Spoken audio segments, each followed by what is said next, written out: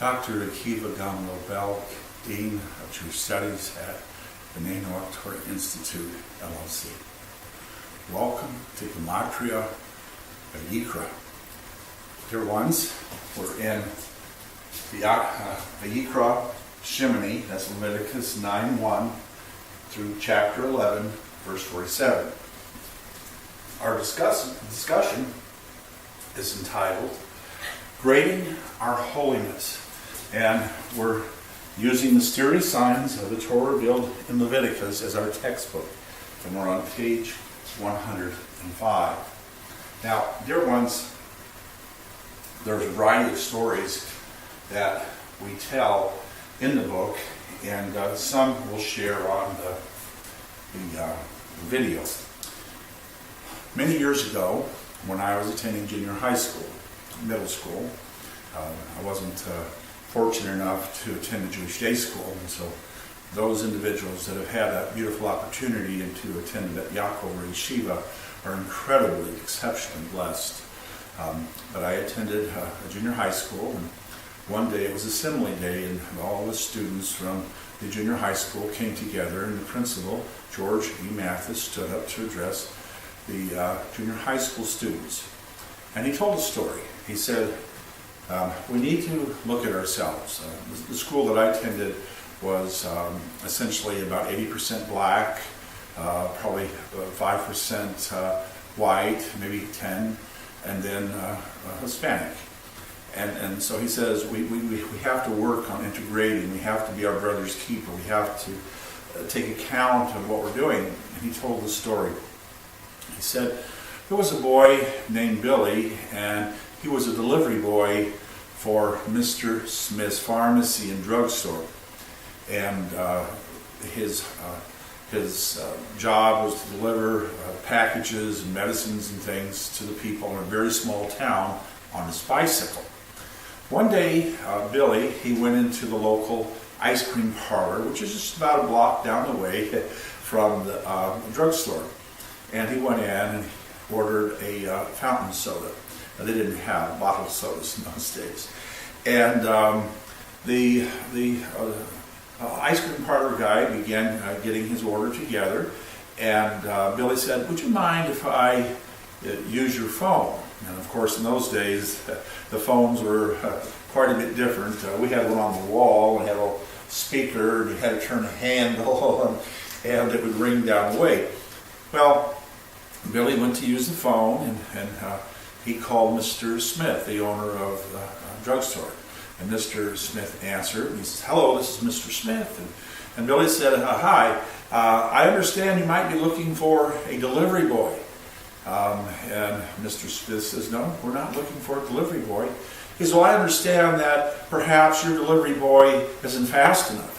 Oh, yes, he's very fast, yes. Well, I understand maybe your delivery boy is not accurate with the orders. Oh, no. Billy's really good with the orders. And so the conversation went on. And eventually Billy hangs the phone up and comes back and he sits down at the counter on a stool and he enjoys his fountain soda. Now, as he's getting about halfway down his fountain soda, the owner says to him, Billy, I'm puzzled. He says, I thought you were the delivery boy for Mr. Smith's pharmacy and drugstore. Billy says, I am.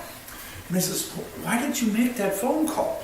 And Billy smiles at him, big blue eyes. He says, because I was checking on myself. Dear ones, we're halfway through this year's cycle of Torah. The words darash, meaning inquire, to investigate. Darash, in Leviticus 10:16, right there. We're halfway through the Torah. The Gematria is 504. Our discussion begins with the words Vayikra Shemini, and it was on the 8th day. It was on the 8th day that Moshe Rabbeinu spoke to Aaron, the high priest, the Kohen Gadol, and the Kohanim, the priests, and said to bring a sin offering. Now, when we think of the Kohen Gadol, when we think of Aaron, we think of a man who's basically sinless, of a man who is without fault. We think of the Kohanim, we think of individuals that are pious and holy. And so when they're being instructed to bring a sin offering, we recognize the great the high level of which one is held to accountability, the very high level. And so they would obviously do as Moshe Rabbeinu instructed them, as God had told Moshe and Moshe told them.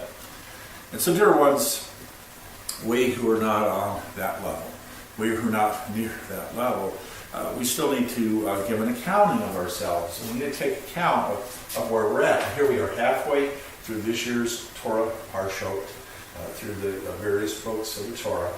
And it's time for us to do that accounting.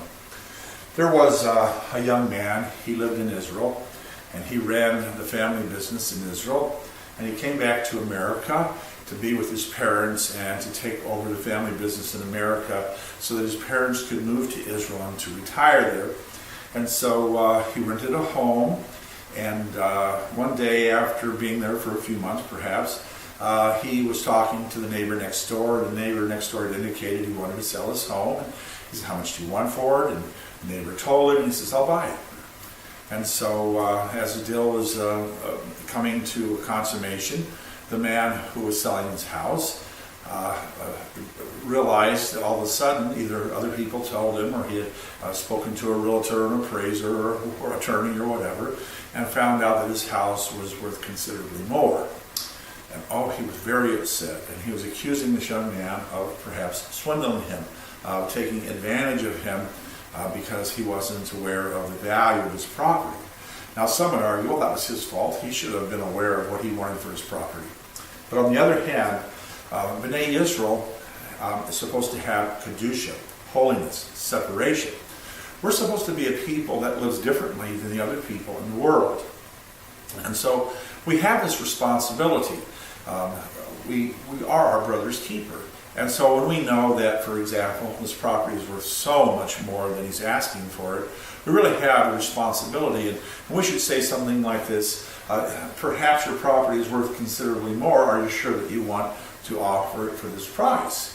Have you considered talking to other people to see what the value of your property is? Are you comfortable with offering it this price? And they say yes, then we have at least expressed, that perhaps the property is worth more. Well, we don't necessarily have to be declarative, but we have to at least give an opportunity.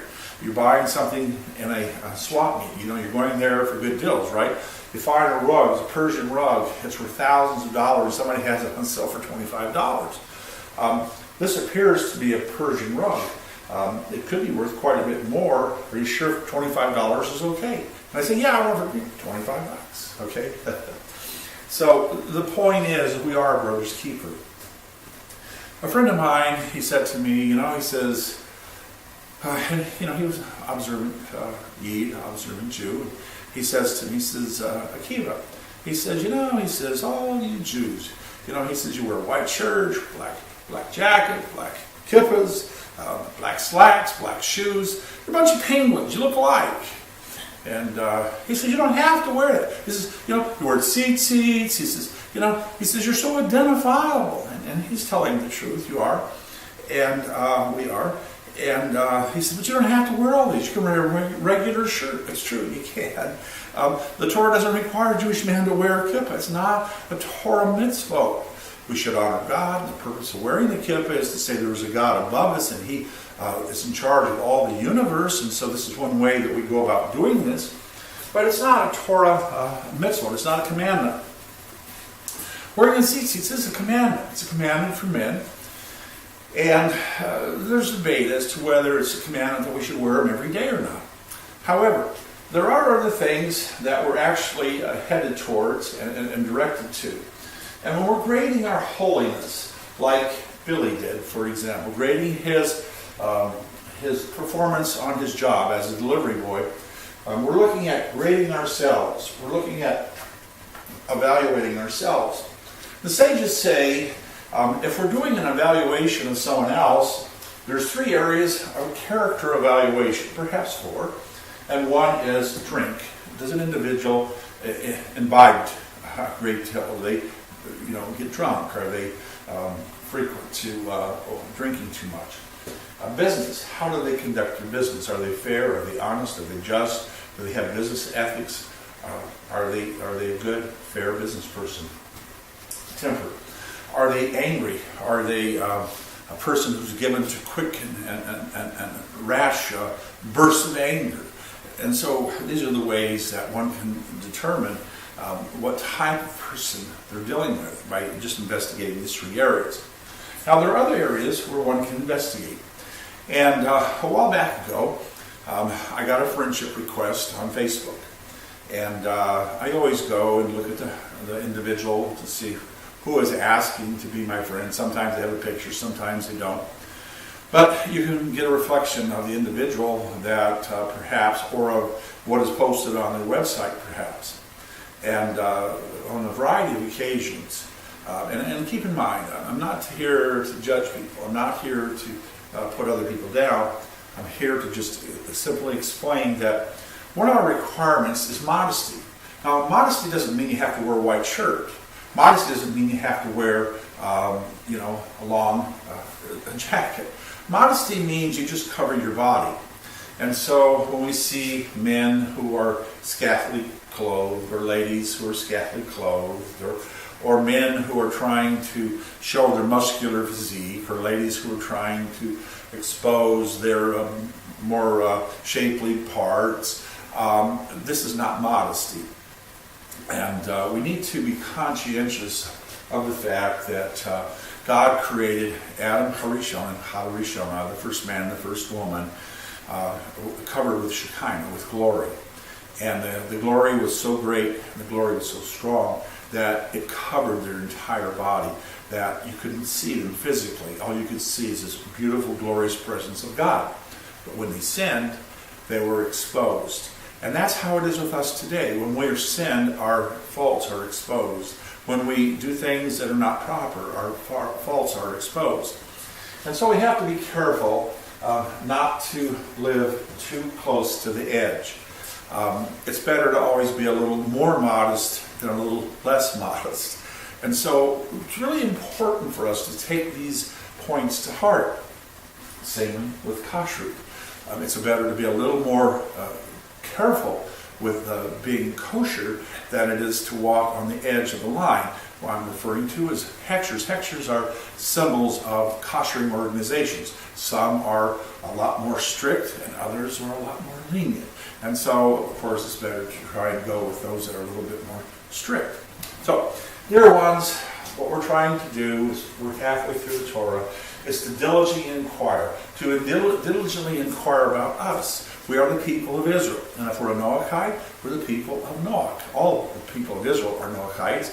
And then they're also Bnei Israel. But the people that are people of Torah, we all need to diligently grade ourselves, to diligently inquire. And so here we are in this week's Parshat Shemini, and it was on the 8th day, the Gematria 504, halfway through the Torah, Gematria 504. It's necessary for us to take a review of ourselves, especially as we're counting the Omer, and we're in the second week of the Omer. We need to take a long, careful look at ourselves. Thank you for joining with me.